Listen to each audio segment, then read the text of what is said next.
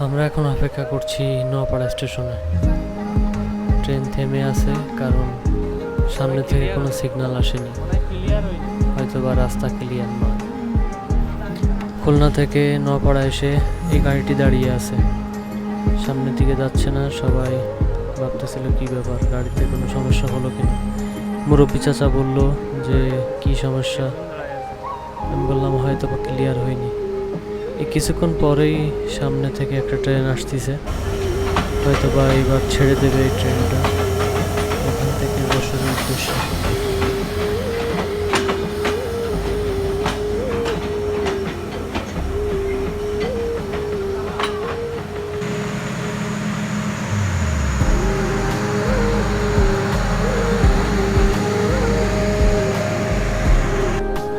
অবশেষে আমরা চলে যাচ্ছি যশোরের উদ্দেশ্যে।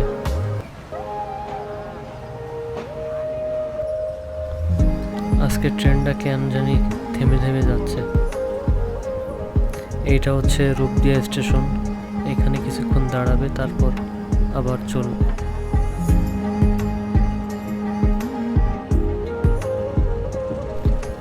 ট্রেনে প্রচণ্ড ভিড় ছিল, যার কারণে দরজার সামনে বসেছিলাম আমি আর একটা চাচা।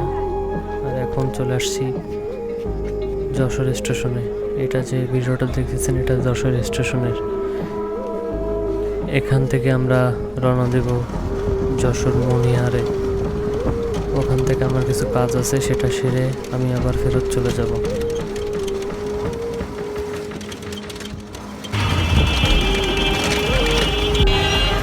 মনিহারের সামনে আছে।